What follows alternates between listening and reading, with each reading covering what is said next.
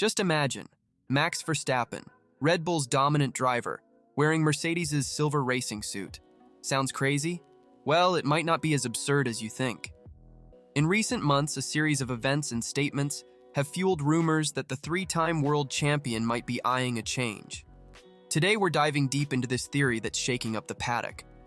We'll analyze Toto Wolff's surprising statements, recent changes at Mercedes, growing problems at Red Bull, and of course, Verstappen's increasingly evident frustration.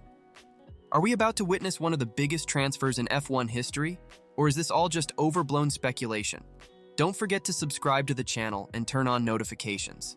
Let's get to it. Let's start with the man behind the silver curtain, Toto Wolff. The Mercedes boss has been surprisingly vocal about the possibility of seeing Verstappen on his team. In a recent interview, Wolff said, "Max is a phenomenal driver, and any team would be happy to have him." But what really caught attention was when he added, "Mercedes' doors are always open for exceptional talents." Now, we could dismiss this as mere courtesy or typical F1 backstage games. But the timing of these statements is intriguing. They come at a moment when Red Bull faces internal challenges and Verstappen shows signs of frustration. Wolff, known for his business acumen, rarely makes statements without purpose. Is he planting the first seeds for future negotiations? But Wolff's words are just the beginning of this intriguing story. To understand the full picture, we need to look at recent changes within Mercedes itself. A few months ago, the paddock was full of rumors about George Russell potentially moving to Audi in 2026. At the time, these rumors seemed speculative, but they've gained a new dimension with the latest news and Wolff's statements. The team confirmed that the young Italian prodigy, Kimi Antonelli, will join them in 2025. This isn't a common decision. Antonelli is considered one of the most promising talents in motorsport, often compared to Hamilton himself in his early years. Antonelli's arrival raises interesting questions. Why is Mercedes investing so heavily in a young driver now? Are they preparing for a major change in their lineup? If Russell is really considering other options for 2026, that would leave a very attractive seat at Mercedes, a seat that would be perfect for a driver of Verstappen's caliber. But of course, for Verstappen to consider this move, something would have to be wrong at Red Bull. And that's where our story gets even more interesting. Red Bull has dominated F1 in recent years, but not everything is rosy in Milton Keynes. The team has faced a series of internal challenges recently, from off-track controversies to on-track performance issues. Most worrying for Red Bull fans are the recent statements from Helmut Marko, team consultant and a key figure in Verstappen's career. In a surprising interview, Marko admitted, "We can't be sure if Max will be with us in 2026. This is a shocking statement from someone so close to Verstappen and the team. But what could make Verstappen consider leaving such a successful team? Well, there are persistent rumors about a clause in his contract. Supposedly, if Red Bull doesn't provide a car capable of fighting for the championship, Verstappen would have the option to leave. And here's the crucial point. In recent races, Red Bull has been struggling. The once dominant car now seems to be losing ground to rivals like McLaren, Ferrari, and even Mercedes. Verstappen, a driver who lives to win, has been expressing his frustration more and more openly. The departure of key team figures like Adrian Newey also seems to be weighing on Verstappen's mind. In a recent interview, he said, "I've always made it clear that I'd like Adrian to stay. The team is changing, and we need to ensure these changes don't affect us negatively." All these pieces, Wolff's statements, changes at Mercedes, problems at Red Bull, are starting to form an intriguing picture. But what does Verstappen really think about all this? In recent races, we've seen a visibly frustrated Verstappen. After the Italian GP, where he finished 6th, Max didn't mince words and said, "We were in no man's land." He even called the car a monster and said the team needed to turn the car upside down to solve the problems. These aren't the words of a satisfied driver. They're the outburst of someone who's used to winning and now finds himself fighting in the midfield.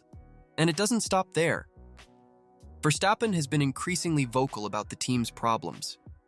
In a recent interview, he said, "I already indicated at the start of the season that the balance wasn't right. They didn't really believe it, or didn't see it at the time." These words reveal a deep frustration, not just with the car, but with how the team is handling the problems. So, let's recap. We have Toto Wolff practically rolling out the red carpet for Verstappen, Red Bull facing serious problems, and Verstappen becoming increasingly frustrated. It seems we have all the ingredients for a change, don't we? Now, let's talk about something that often stays behind the scenes, but is crucial in this type of negotiation: contracts and money. Verstappen has a contract with Red Bull until 2028, one of the longest in F1 history.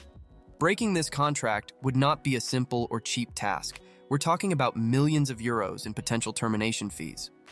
On the other hand, Mercedes would have to make an astronomical offer to attract Verstappen.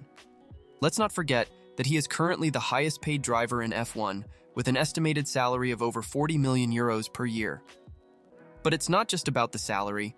There are also sponsorship issues, performance bonuses, and even profit sharing within the team. Mercedes would have to structure an extremely attractive financial package to compete with what Verstappen has at Red Bull. Moreover, there's the technical aspect.